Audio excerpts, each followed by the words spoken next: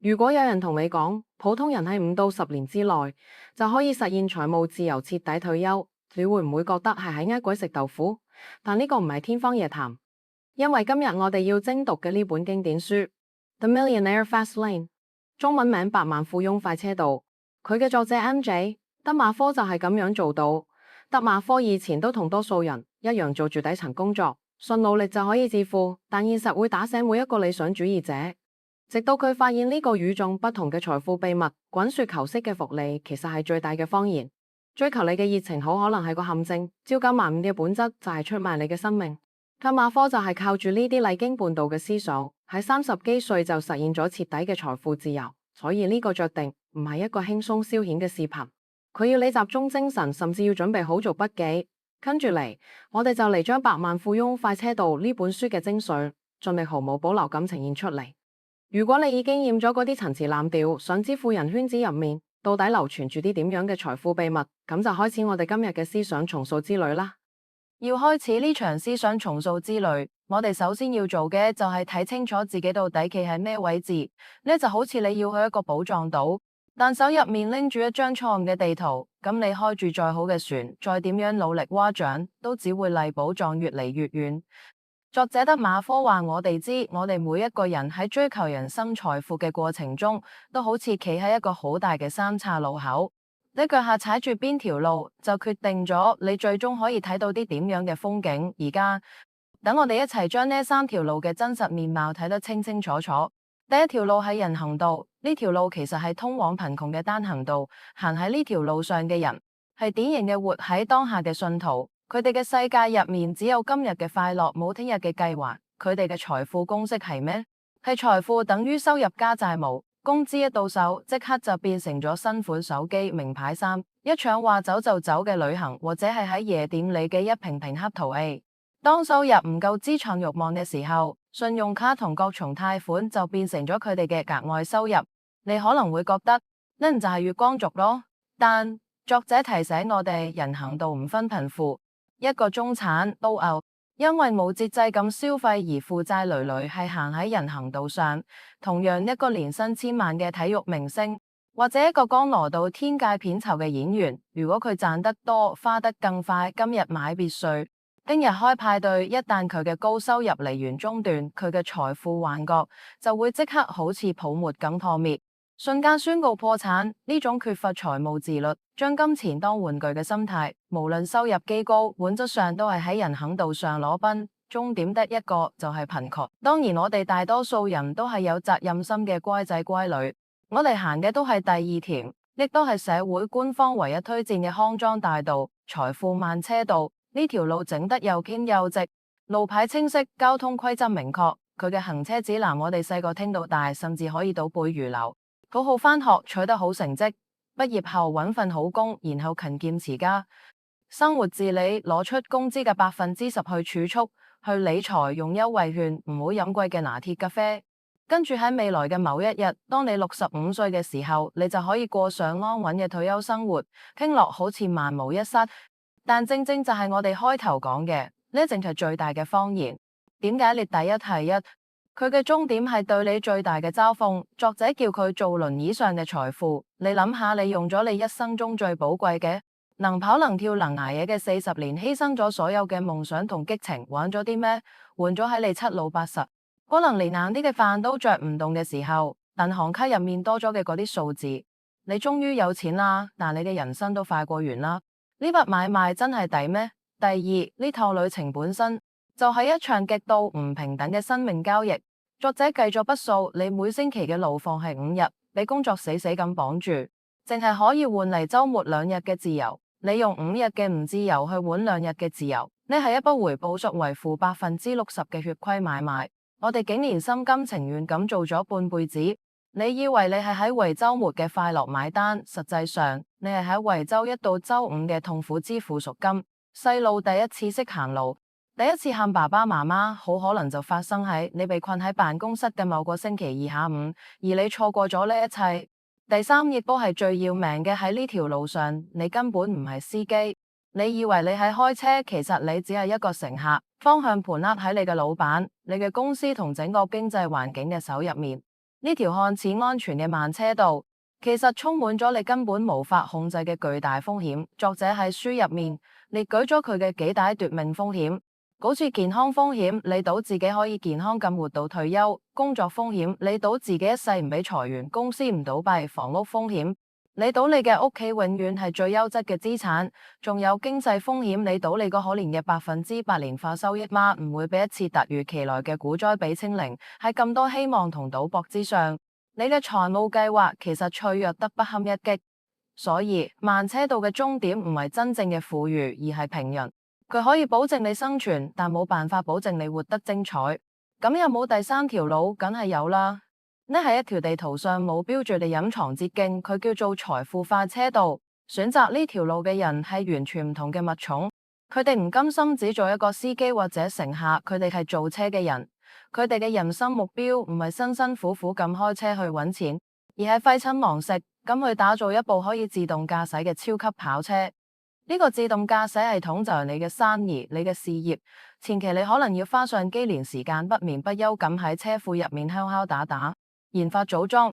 呢個過程無比艱辛，甚至比喺慢車道上搬磚仲攰。但係一旦你將呢部車做咗出嚟，佢就可以自己上路24小時唔停咁為你揾錢。無論你係喺陪家人定係喺海灘上曬太陽，你嘅呢部戰車都係為你攻城略地。你用幾年嘅集中努力，玩咗未來幾十年嘅徹底自由。快車道嘅財富公式係：財富等於淨利潤加資產價值。呢個公式徹底解除咗時間同金錢嘅捆綁，佢嘅變量，好似你嘅產品可以賣俾幾多人，可以賣幾錢，都係可以由你控制，並且潛力接近無限嘅。快車道嘅目標就係等你喺年輕健康充滿激情嘅時候，就可以開住自己打造嘅跑車去環遊世界。佢嘅終點係真正嘅財富，即係同時擁有時間同金錢。好啦，而家3條清晰嘅人生道路已經擺喺你嘅面前，通往貧窮嘅人行道，通往平庸嘅慢車道，同通往財富嘅快車道。而家請你老實咁問下自己，你正喺行駛喺邊條路上？你真正想去嘅終點又係邊一個？我相信你內心嗰個渴望自由嘅引擎已經俾快車道點燃咗，但係想從慢車道拐上呢條捷徑，你唔可以用原來嗰部老爺車，你要先從思想上俾自己嚟一次最高級嘅改裝升級。再下一部分，我哋就嚟破解呢個秘密，傾下嗰個想上快車道就必須完成嘅，亦都係最重要嘅思維革命，從一個安分嘅乘客到一個大膽嘅造車者嘅轉變。上一部分我哋傾到要想從擁擠嘅慢車道彎上嗰條可以等你提前40年退休嘅財富快車道，你需要一個入口密碼。呢個密碼唔係咩神秘嘅投資代碼，亦都唔係一個天才嘅創業點子，而係一場發生喺你大腦深處嘅徹徹底底嘅思維革命。呢場革命就係完成一次從消費者到生產者嘅陣營叛逃。呢一聽落可能有啲遠，咩係消費者思維？呢又係生產者思維。我哋大多數人從出世開始就俾默認安裝咗消費者操作系統。呢個系統嘅核心指令就係獲取。我哋嘅眼睛好似一個雷達，永遠喺掃描我可以得到啲咩。我哋打開手機諗嘅係我可以從呢啲 APP 入面獲取啲咩娛樂。行入商場諗嘅係我可以買到啲咩嘢嚟滿足我嘅慾望。揾到一份工諗嘅係我可以從公司獲取幾多人工。喺呢個系統入面，我哋係被動嘅，係被動嘅，係等住俾滿足嘅。我哋永遠喺為別人創造嘅價值買單，而生產者佢哋嘅大腦操作系統係完全唔同嘅版本。呢個系統嘅核心指令就係創造。佢哋嘅眼睛睇到嘅唔係自己，而係呢個世界。佢哋永遠喺問呢個世界需要啲咩，人哋喺抱怨啲咩，我可以創造啲咩價值嚟解決呢啲問題。所以從消費者到生產者嘅思維轉變，本質上就係一次焦點嘅轉移，從向內索取轉變為向外創造，從關心我想要啲咩轉變為關心人哋需要啲咩。咁具體要點樣完成呢次大腦系統重裝呢？第一步，你要開始好似一個商業偵探咁去解剖你身邊嘅所有商業行為。你唔可以再好似一個普通人咁渾噩噩咁生活。當你喺見到一個令你心動嘅廣告時，你嘅第一反應唔應該係買唔買，而應該係佢點解可以打動我，佢用咗咩營銷技巧，佢嘅目標用戶係邊個。當你喺使用一款令你上癮嘅 APP 時，你嘅第一反應唔應該係沉迷其中，而應該係跳出來分析佢嘅核心功能解決咗咩問題，佢嘅盈利模式係咩？如果俾我嚟做，我可以俾佢好喺邊度？當你開始咁樣諗，你就從一個戲中人變成咗一個看戲人，甚至第一個準備自己搭台唱戲嘅導演。你唔再俾商業世界玩弄於股掌，而係開始洞察佢背後嘅運行規律。第二步，你要訓練自己從所有嘅抱怨同問題中嗅到金錢嘅味道。作者話我哋知，快車道嘅機會從來不誕生於咩高大上嘅商業論壇，而係誕生於最悠長嘅生活細節入面。人哋嘅抱怨就係金錢喺向你呼喊，呢個鬼天氣，外賣等咗一個機鐘都未到，呢入面藏住及時配送同更優物流嘅機會。每次搬家揾搬家公司都好似開盲盒咁遭高透，喺呢度入面藏住標準化、品牌化嘅搬家服務機會。我厭咗而家嘅智能手機，一日要充幾次電，呢個係誕生咗充電寶同共享充電寶嘅巨大誘因。一個合格嘅生產者就係一個專業嘅問題解決者，你解決嘅問題越大，服務嘅人群越廣，你嘅財富就越多。第三步亦都係最關鍵嘅一步，你要徹底改變你對工作同生意嘅睇法。消費者同慢車道上嘅人，佢哋理解嘅事業就係揾一份工，本質係出售自己嘅時間；而生產者佢哋理解嘅事業係構建一個系統，呢個系統先係快車道真正嘅精髓。佢係一個可以脫離你嘅時間，獨立為你創造價值同收入嘅搖錢樹。你開嘅網店，你開發嘅軟件，你建立嘅共享充電寶網絡，你寫嘅小說版權，所有呢啲都係你嘅系統。你前期投入大量嘅時間同精力，唔係為咗去換取一次性嘅工資，而係為咗將呢個系統搭建起嚟。一旦系統建成，佢就可以7日24小時咁為你工作，而你就可以從中抽身，獲得徹底嘅自由。呢就係點解快車道嘅財富公式，財富等於淨利潤加資產價值咁強大。因為一個生產者嘅收入唔再受佢個人時間嘅限制，而係受佢所構建嘅嗰個系統嘅效率同規模嘅限制。而呢兩者都擁有幾乎無限嘅提升空間。好啦，而家你已經掌握咗快車道嘅入口密碼，完成咗從消費者到生產者嘅思維切換。你明白咗你嘅目標唔再係揾一份好工，而係去創造一個可以解決人哋問題嘅有價值嘅系統。那一個更深層嘅問題嚟咗，係唔係所有嘅問題都值得去解決？係唔係所有創造出嚟嘅系統都可以等你踏上快車道？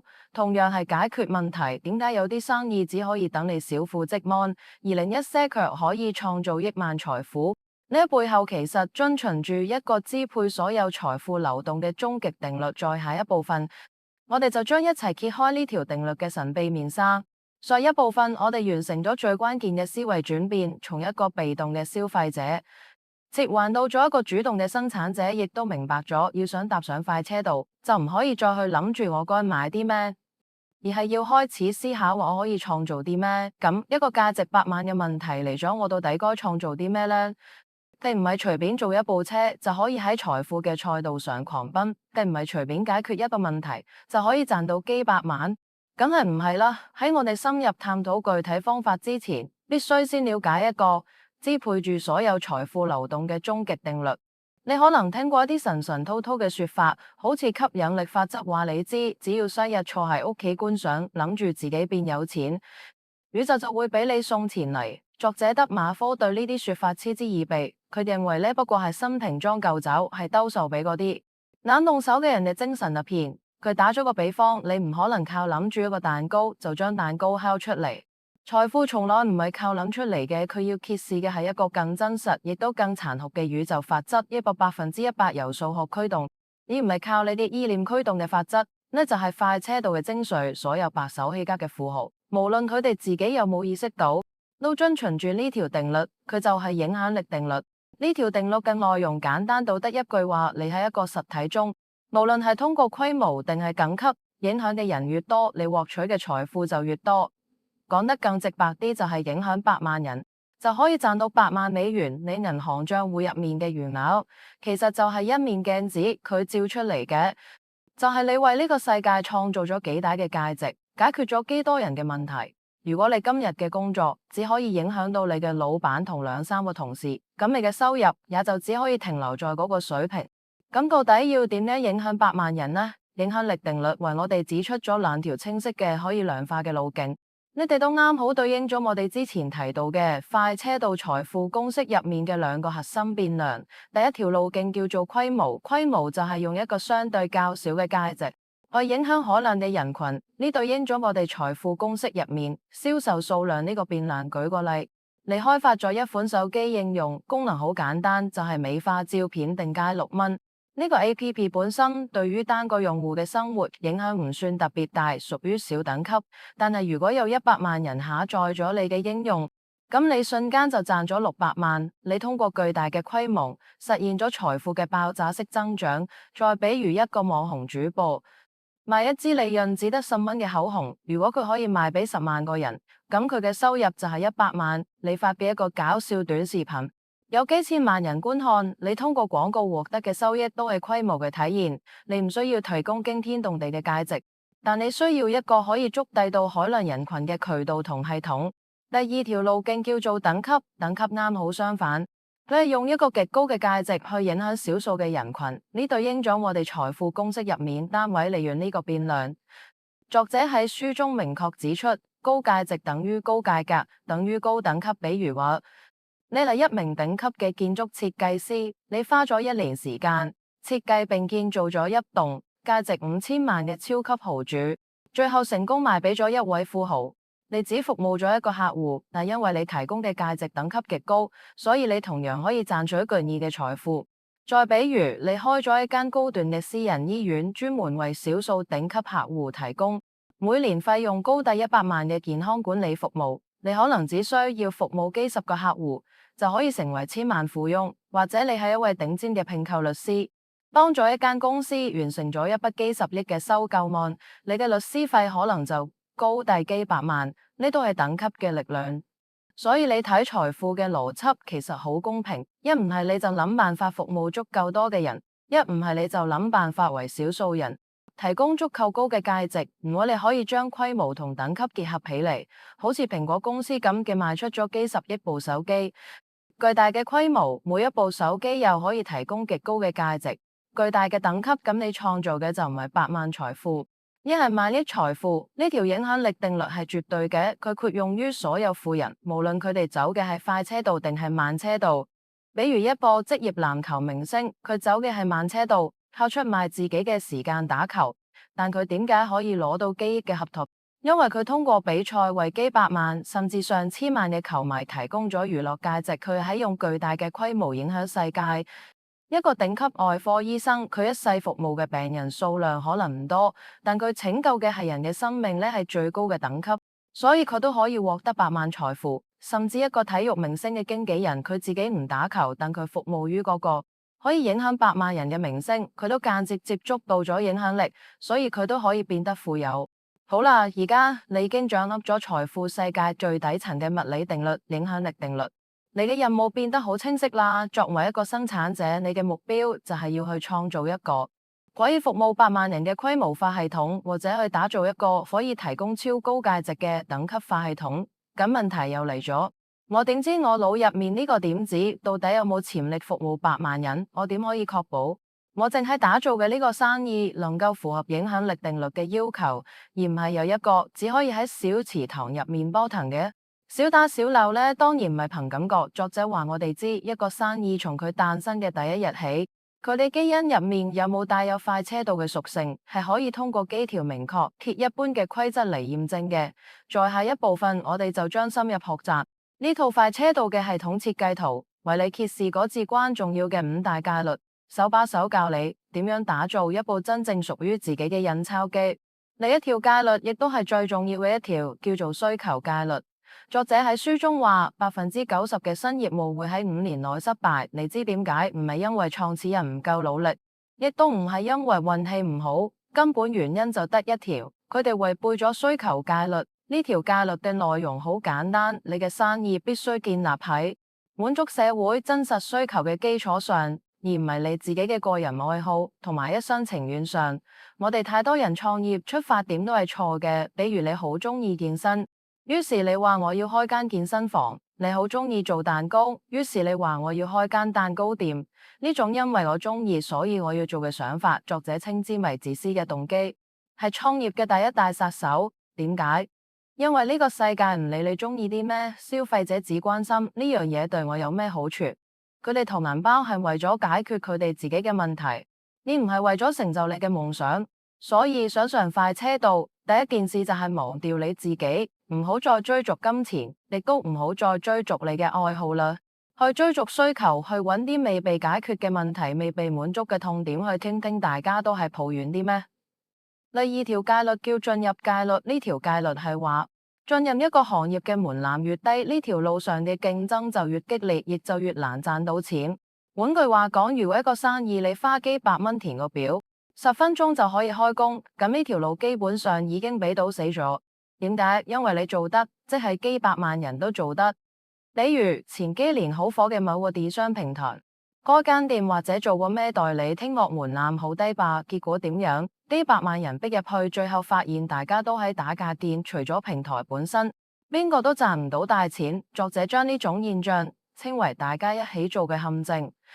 當你嘅水管工、你嘅理髮師都喺討論要投資某個嘢嘅時候，呢就係一個疑險嘅信號，說明呢條路已經人為為患咗。真正嘅快車道往往係有一定門檻嘅，佢需要特殊嘅知識、技術或者資本，佢可以將絕大多數嘅跟風者擋喺門外。你要做嘅唔係去淘金，而係去賣橙子；唔係去攀登金字塔，而係去建造嗰座金字塔。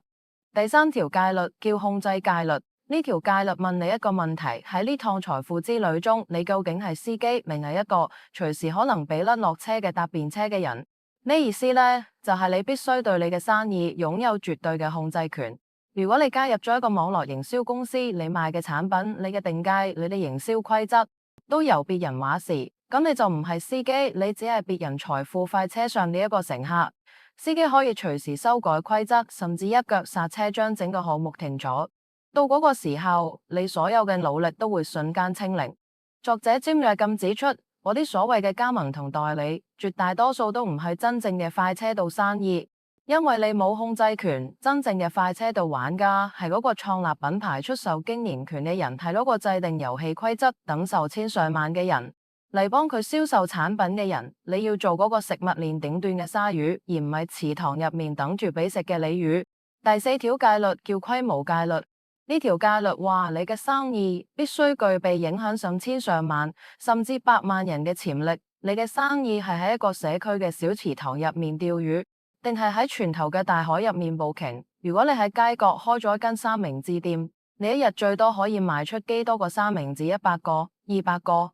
你嘅客戶範圍僅限於方圓幾公里嘅鄰居，你嘅銷售數量同單位利潤都有一個好低嘅天花板，呢就決定咗呢門生意只可以等你過上唔錯嘅日子，但永遠冇辦法等你實現財富自由。呢就係一個只可以打出被打的生意。而真正嘅快車道，第一步可以打出全壘打的生意。你一係好似互聯網公司咁，可以將你嘅產品賣俾全世界嘅幾十億人，實現巨大嘅規模；再唔係就要好似高端奢侈品牌咁，將一個產品賣出天界，實現巨大嘅等級。總之，你嘅戰場必須足夠大，你嘅潛力必須足夠高。第五條戒律亦都係最後一條，叫時間戒律。呢條戒律直擊要害，你嘅生意最終可唔可以脫離你嘅親力親為，實現自動化運轉？好多人創業最後只係俾自己創造咗一份超級工作，佢哋開咗一間咖啡店，結果每日從開門踎到打烊，比返工仲攰，完全冇自己嘅時間。咁樣嘅生意，即便可以賺錢，都違背咗時間戒律，因為佢冇將你從時間揾金錢嘅交易中解放出來。真正嘅快車道生意，必須係一棵可以長大嘅搖錢樹，佢嘅目標就係等你最終可以從中抽身出來。作者喺書中提到咗5種最有潛力嘅搖錢樹幼苗。租售系統，比如房地產；版權計算機軟件系統，比如互聯網 APP 內容系統，比如書籍課程分銷系統，比如連鎖加盟網絡以及人力資源系統。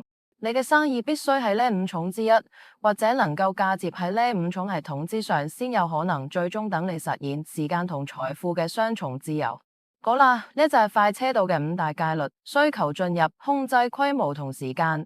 你哋就好似一個精密嘅過濾器，幫你篩走嗰啲看似美好，實質充滿陷阱嘅偽機會，揾到真正通往財富嘅黃金大道。而家你已經有咗呢份系統設計圖，但我哋都知，作為牛嘅童子，都需要一個技藝高超嘅工匠先可以將佢變成現實。再好嘅超級跑車都需要一個識得駕馭佢嘅賽車手。咁到底要變成一個點樣嘅人，先可以建造並駕馭呢部財富快車呢？在下一部分，我哋將把目光從車轉向人，傾下嗰個你身上最寶貴嘅資產，以及點樣握好你自己嘅人生方向盤。首先，你必須牢牢握住你人生嘅方向盤，即係你嘅選擇權。作者喺書中提出咗一個好尖銳嘅觀點：貧窮嘅根源唔在於缺錢，而在於糟糕嘅選擇。你今日嘅生活無論好唔好，都係你過去上千上萬個選擇累加起嚟嘅結果。更可怕嘅係有啲選擇，作者稱之為叛逆嘅選擇，佢對人生嘅影響係毀滅性嘅。比如酒後駕車、一次唔理智嘅巨額投資，或者選擇一個唔靠譜嘅合夥人。呢啲選擇就好似喺高速上猛打方向盤，一次小小嘅失誤就可能令你嘅人生軌跡徹底偏離，甚至車毀人亡，再冇挽回嘅餘地。你嘅每一個選擇都好似一顆投入湖面嘅石子，會產生蝴蝶效應。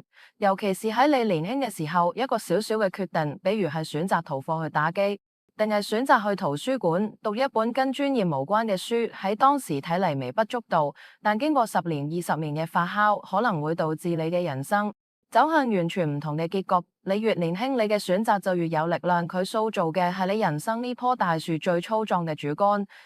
其次，你要將你生命中最寶貴嘅燃料時間睇得比錢更重要。作者講咗一個令佢無比震驚嘅現象：一間快餐店搞活動，憑優惠券可以免費領一份價值$6嘅炸雞套餐。結果數超上萬嘅人連意花幾個鐘去排隊，就為咗嗰$6嘅免費炸雞。呢說明咗咩？說明喺絕大多數人嘅觀念入面，佢哋嘅時間係廉價嘅，甚至係免費嘅。佢哋願意為咗慳幾蚊雞而浪費掉幾個鐘嘅生命，但快車道嘅駕駛員擁有完全相反嘅價值觀。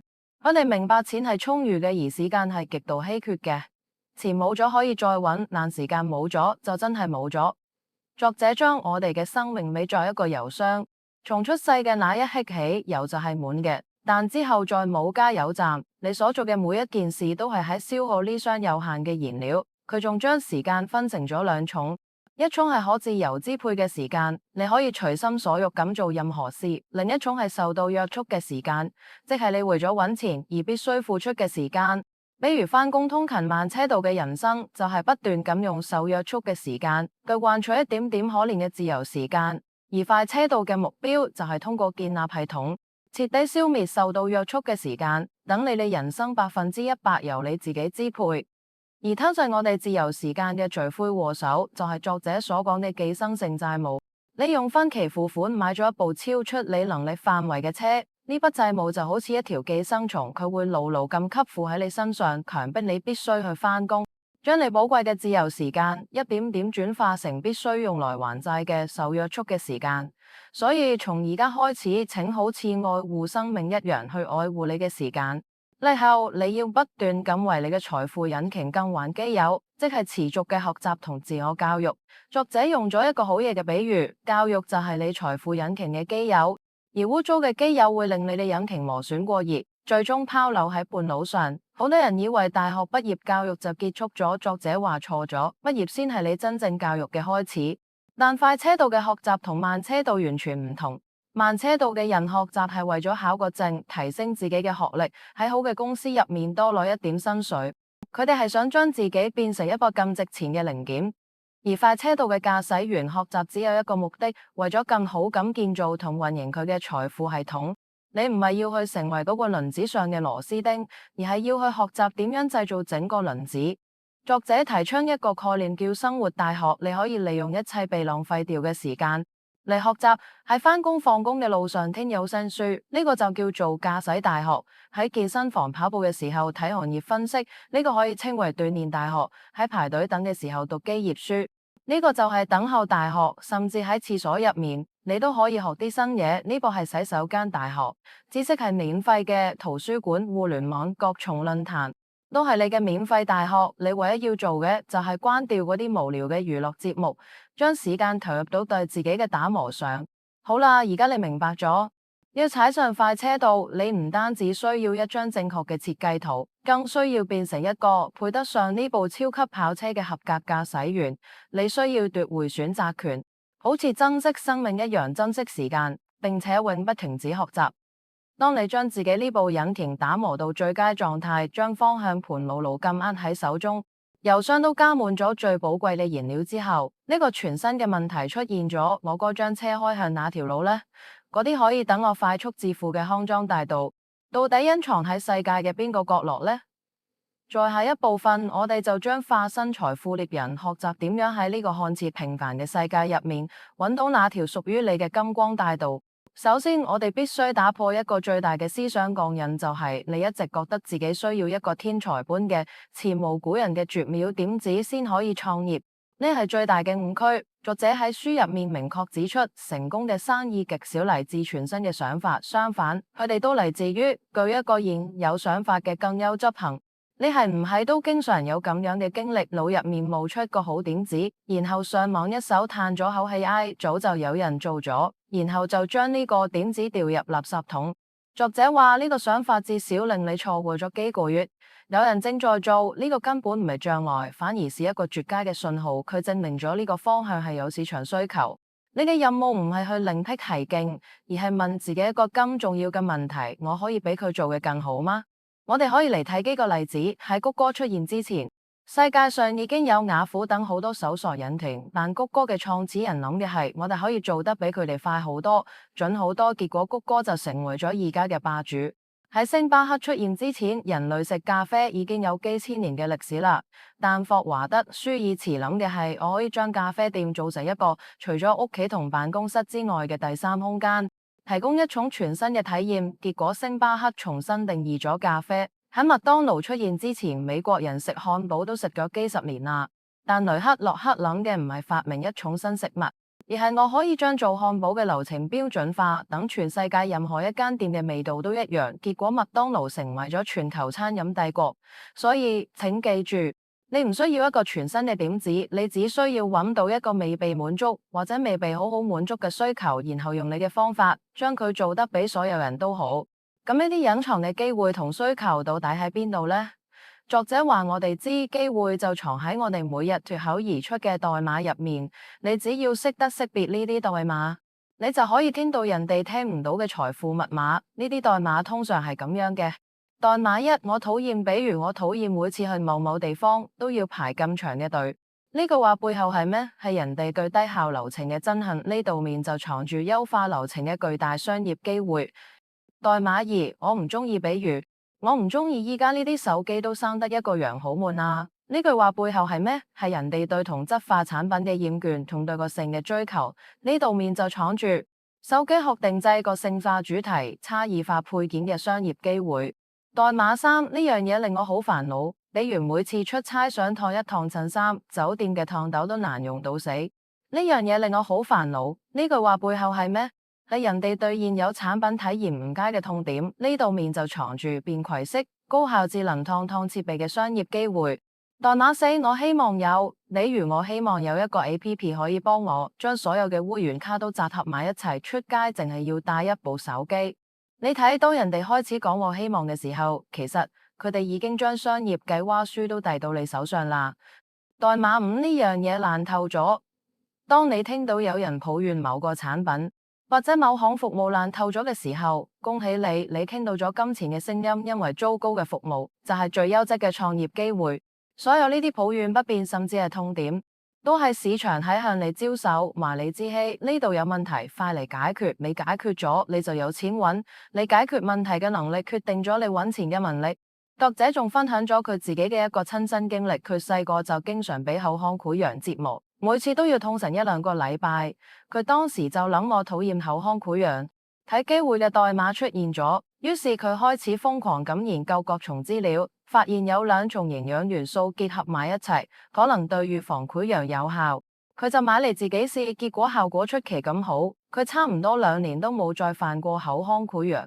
呢個時候佢即刻意識到一個巨大嘅商業機會擺喺咗面前，佢可以將呢個獨家配方開發成一款產品去幫全世界千千萬萬個嗰次佢人俾口腔潰瘍困擾嘅人。你睇呢全過程，冇天才般嘅靈光一閃，只有對自身痛點嘅心起洞察同解決問題嘅行動力。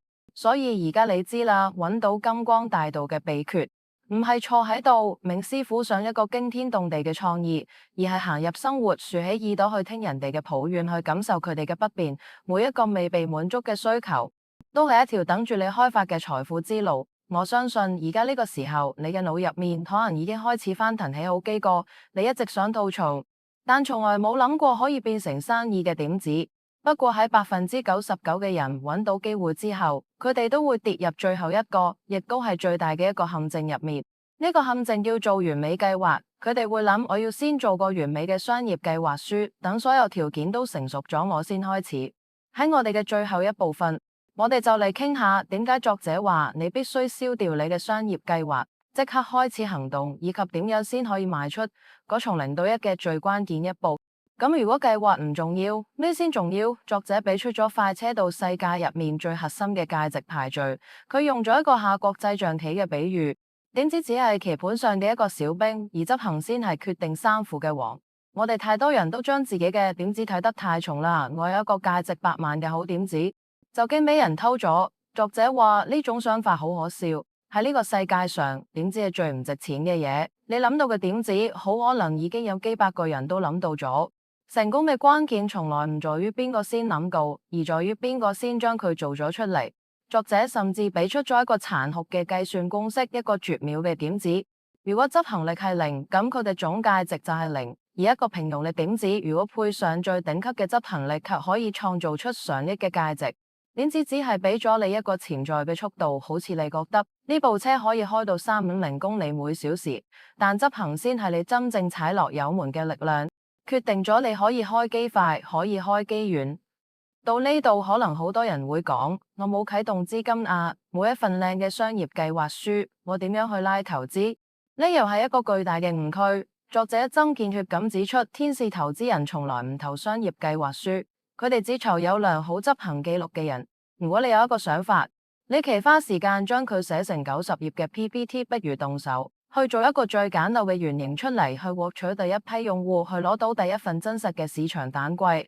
當你拎住一個雖然粗糙，但已經有用戶喺使用嘅產品，同一份靚嘅空殼計劃書，同時去揾投資人嘅時候，你估佢會將錢俾邊個？你過往嘅執行力就係你最好嘅商業計劃書。所以唔好再等啦，唔好再等改日，唔好再等明年，更加唔好等退休之後。作者喺書中反覆警告，某個叫聽日再做嘅魔鬼係夢想最大嘅殺手。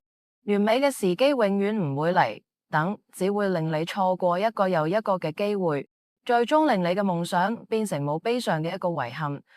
好啦，關於呢本百萬富翁快車道嘅分享到呢度就結束咗。如果覺得今日嘅解讀視頻仲意猶未盡嘅話，強烈建議你去讀一讀書嘅原著。我相信當你合上書嘅嗰刻，你睇呢個世界嘅方式將會完全唔同。陸美早日駛上屬於自己嘅財富快車道。